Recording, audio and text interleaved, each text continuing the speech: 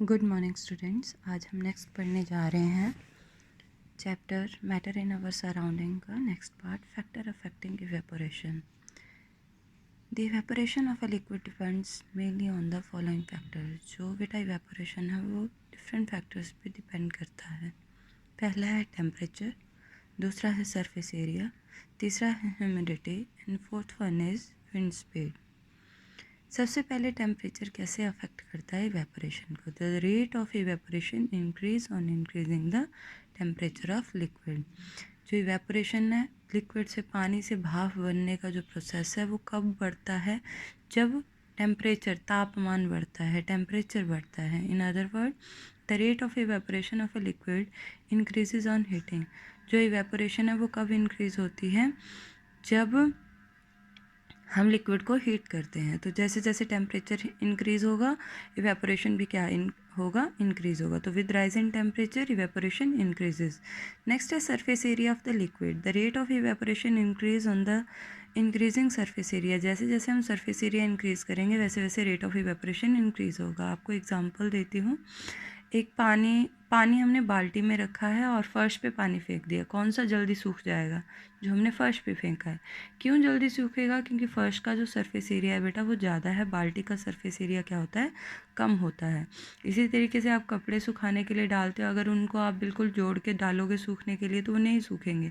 आप उनको फैला के सूखने के लिए डालोगे तो वो जल्दी क्या हो जाएंगे? सूख जाएंगे। तो जितना ज़्यादा सरफेस एरिया होगा उतना ही रेट ऑफ इवेपोरेशन क्या होगा? फास्ट होगा। नेक्स्ट वन है humidity of air.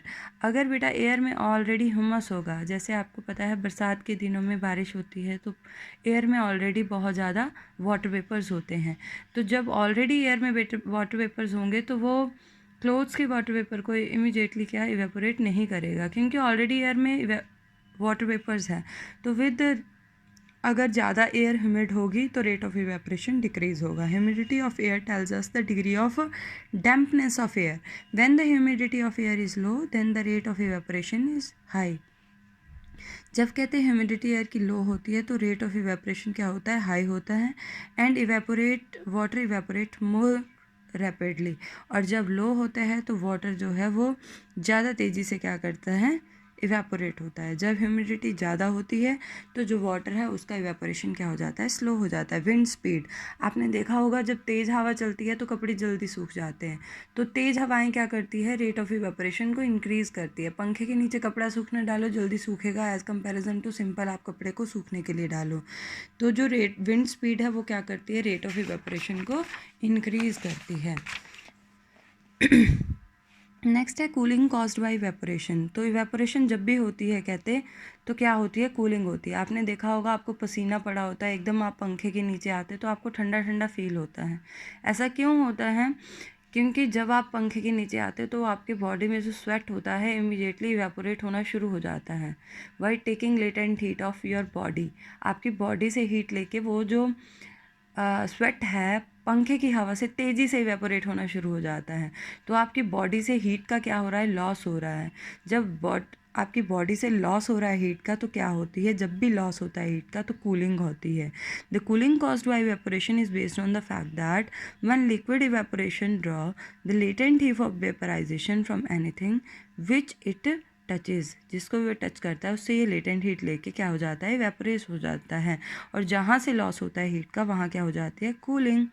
If we put little spirit, आप हाथ में स्पिरिट डालो, आप हाथ में एसीटोन डालो, आप हाथ में वो नेल पेंट रिमूवर होता है डालो तो एकदम से आपका हाथ ठंडा फील करता है। क्यों फील करता है?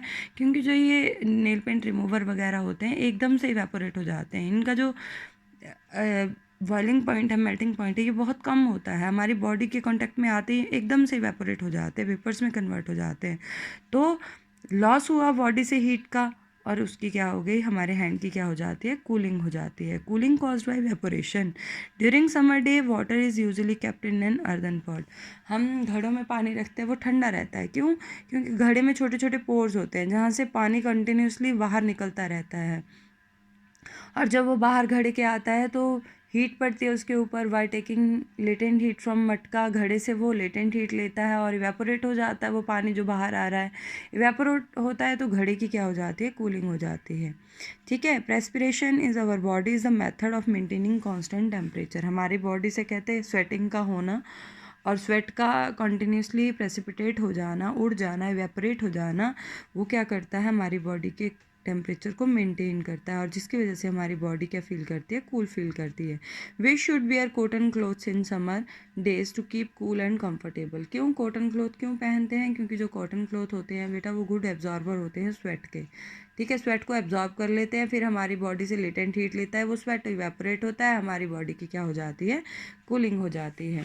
ठीक है। कोई और सिल्क के कपड़े पहनोगे तो वो स्वेट का अच्छा एब्जॉर्ब नहीं करते। Desert cooler cool better on a hot dry day.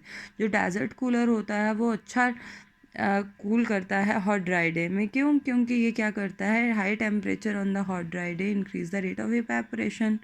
Hot dry day में कहते हैं टेम्परेचर ज़्यादा होने की वजह से इवेपोरेशन फास्ट हो जाती है।